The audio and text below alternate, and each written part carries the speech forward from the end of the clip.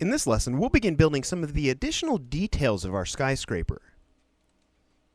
Alright, so in the previous lesson we finished up adding some of these protrusions to the back side of our building that we can see just over the edge of the front of the building here. Now, in between lessons I noticed here in our orthographic drawings that, from a top-down view we planned out for these circular objects, but I didn't add those in as far as the elevation of those objects here on the other views of our object. So I went ahead and added those in, and I'll go ahead and pop those into your project files for the entire course so you're working with the exact same files I'm working with now. So I think what I'd like to go ahead and do is start with this top portion of our skyscraper right here. This is going to be sort of the executive suite, let's say. So the first thing I'm going to go ahead and do is just zoom in here on the top portion of our building and make sure we're ready for this. So I'm going to come in here and hide a few of these objects. We'll just hide these three objects right here. And I'll tell you what, let's go ahead and hide this one as well.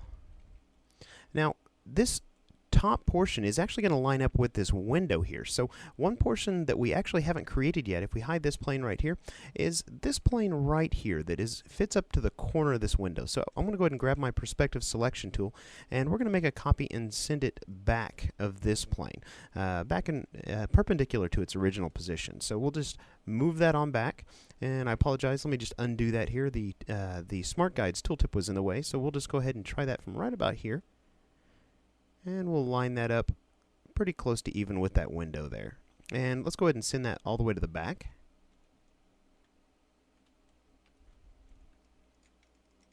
Alright, that'll work for right now. And what we're going to do next is let's go ahead and let's just hide this piece right here. And now we've got the inside face there. So I'm going to come in here. Let's go ahead and grab this little point right here, and we're going to bring it into perspective on our left perspective plane. So I'm going to go ahead and grab that. Let's make a copy by holding Alt, and we'll bring that in and move that over and into position here. Now I'm not really in position, but we're just going to kind of line this up. Let's zoom in on that. Looks like we may need to actually adjust the position of this just a little bit, over to the right a little bit more, and we'll swing this down into position right on top of that plane, and it should line up fairly evenly with this angle that's established right here. So let's go ahead and just zoom in nice and tight on that.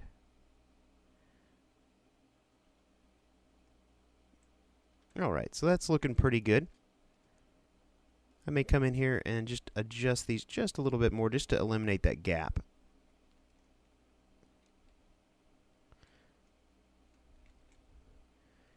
Just by holding down the 5 key, again, moving that back just a little bit further. There we go. That looks pretty good. Now we can snap that in there. Make sure that's nice and tight. No gaps in our artwork. So we've got that first piece of the top of our building in place. And I think I'm just going to go ahead and bring back all the hidden objects with Control-Alt-3. And great. So we need another copy of this plane right here for this opposite side, and it's going to help us line up the front side of this top of our building. So let's go ahead and just hold down Alt-5 again and make another copy and move it on back. We'll send that all the way to the back, and let's zoom in nice and tight, make sure it lines up with the window itself. So holding down 5, we're going to go ahead and move that on back. Alright, and that's looking pretty good to me. So I tell you what, let's go ahead and, at this point, let's grab our line segment tool. Now, if any time you want to double check the perspective that you've been working in, a real easy way to do this is to just think back to traditional linear perspective. Think about the vanishing points. All the lines here should be going to this vanishing point. So if we come over, select our right grid plane, we can come in here and let's just check the vanishing point on the peaks here. I'll hold down Shift and we'll just draw a path segment here. And you can see that draws right through both of those peaks. So we can do that with any one of these lines that trace back to that vanishing point just to double check ourselves if we ever want to. So at this point I'm going to mouse over using my Smart Guides and begin a path segment on the anchor points here, holding down Shift, and we'll end it on this anchor point here. We're going to create the front face of this window. So we've drawn one path segment. Let's come down here and zoom in right in this area. We'll draw another path segment right in here. Make sure we're on that intersect there, and let's pull it all the way to here. That looks like it's in the right spot, so we'll make sure that's in the very front object by bringing it all the way to the front. Let's grab our pen tool next. So we're going to mouse over that anchor point at the end of this path segment and we're going to work on completing this shape. So we'll just come up here and look for the little link symbol, just like so. We've linked those two together. So I'm going to go ahead and switch to my normal selection tool at this point, and let's grab that object we're working with. I'm going to use my eyedropper tool, which is the keyboard shortcut I, just sample the color from this front window here. And now at this point, we can go ahead and switch back to our selection tool and then hit Control J to join that path and make that a closed shape. So we've now officially got the front window of the top portion of this building. So let's go ahead and hold Shift and select both these two windows. Let's go ahead and maybe make those a little bit different color so they can stand out from that side plane here. Alright, so that's looking really good. So at this point, I think it's time to go ahead and start thinking about these circular protrusions out of the side of our building here. And in order to do that, let's come over here to our top-down view, and let's just go ahead and grab one of these. And let's say that this is going to be the one that goes here on the front side of our building. Let's go ahead and make a copy of that and bring it a little closer to the building, because we're actually going to be working with the horizontal grid for these. So let's come over here now, grab our perspective selection tool, select our horizontal grid plane, and let's go ahead and just bring this into perspective here. It should fit pretty nicely, but you can see here that because of its original orientation, it's coming in a little crooked. It's actually not in the right position. So what we need to do is go ahead and just rotate this using our normal selection tool before we bring it into perspective. So I'm going to hold Shift, rotate that just like so, switch back over to my perspective selection tool, and now let's bring it into perspective. This is going to serve as the base for this circular platform that extends off of our building. So I'm just going to zoom in nice and tight. We're not going to worry about making sure this is absolutely 100% accurate as far as lining it up. Just going to make sure it looks pretty close.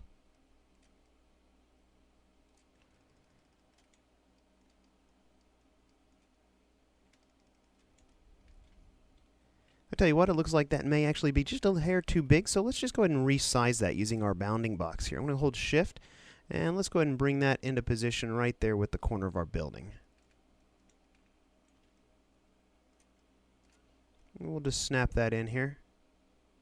I may come in and actually tighten this up a little bit in between lessons, but I tell you what, we're pretty close as of right now. So just come in here and take a look, and yeah, that looks pretty good to me. So we've created the bottom portion of this this protrusion here, this plane that comes out on the side of our building. And now we need to create sort of the top plane for this object. Now, my thought process was when I was drawing this up was, you know, maybe this top plane would be about even with this first window line right here. But yet maybe it would still conform to this angled plane right here. So it would actually be inset just a little bit. So I tell you what, we need to make a copy and bring that up perpendicular to its original position. So we'll go ahead and do that by holding Alt 5, bringing that up just like so, and we'll go ahead and line that up with that first window line here. Let's go ahead and make that a little bit lighter in color as well. So let's go ahead and maybe assign a different color to this object. Well, that looks like it's actually the same color. Let's go ahead and bring it all the way to the front here, and let's go a shade lighter here. That'll work for right now. And I think at this point I'm going to go ahead and use my bounding box controls again. Let's use the corner here, and I tell you what, let's hide some of these windows, get them out of our way. We're going to try and line this up exactly with this plane right here. So I'm going to just hold Shift and constrain the proportions on that, and let's see how close we got. Looks like we may have actually gone just a hair too far. Zoom in just a little further here and stretch it just a hair out. Alright, that's pretty close. I think that'll work for right now. So, you know, we've created both the top and the bottom planes of this little platform that sticks out of our building. And I think what I'd like to do in order to sort of complete the inside of it here is to go ahead and just draw that in without perspective using my pen tool. I think that's probably going to be the easiest way to do this. So let's go ahead and select our pen tool, then we'll select no active plane, but we actually need to switch back to our perspective tool and choose no active plane first. So remember to select which active plane you're using. You have to be using the perspective tool. So let's come in here now, and let's just go ahead and think about the best way to build this using our pen tool. Now we could come in and actually try and draw these curves by hand, but that's actually going to be a little difficult to get those to match up. It's going to take a lot of wiggling with the Bezier handles and accurate positioning of the anchor points. So I tell you what might be a better idea to do is let's come in here and let's go ahead and first we need to take a look at this part right here.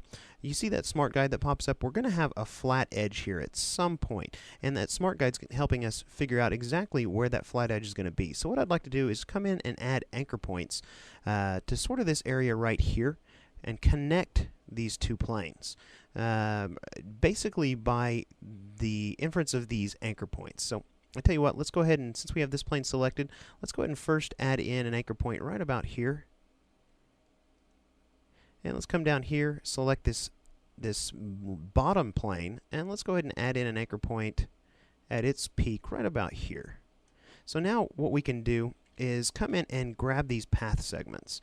So I'm going to come in with my direct selection tool, and in order to grab the path segment between this anchor point and this anchor point, as well as this anchor point and this anchor point, I'm just going to go ahead and select this anchor point right here. And it'll select both path segments on either side of that. So now I can Control C to copy that. And let's hit Control F to paste. And let me just go ahead and grab my normal selection tool and move that down, and you can see exactly what I've done here. So you can see I've copied that path segment, actually both of those path segments, and we've pasted it right on top of itself. So let's go ahead and, I tell you what, get rid of the fill color here. Don't need that.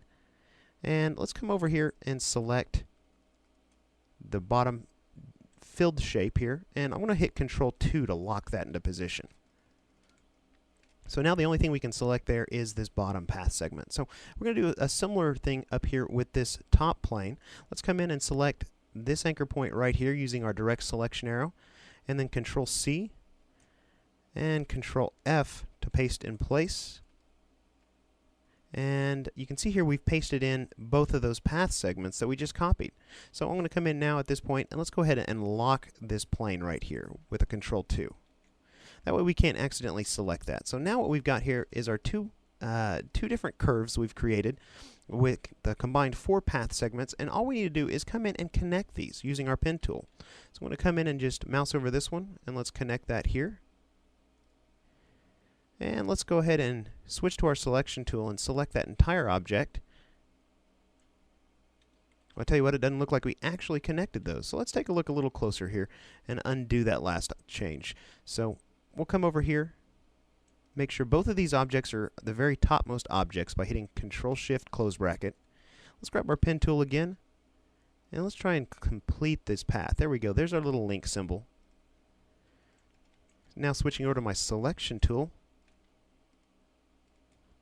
and let's just join this path with a Control-J.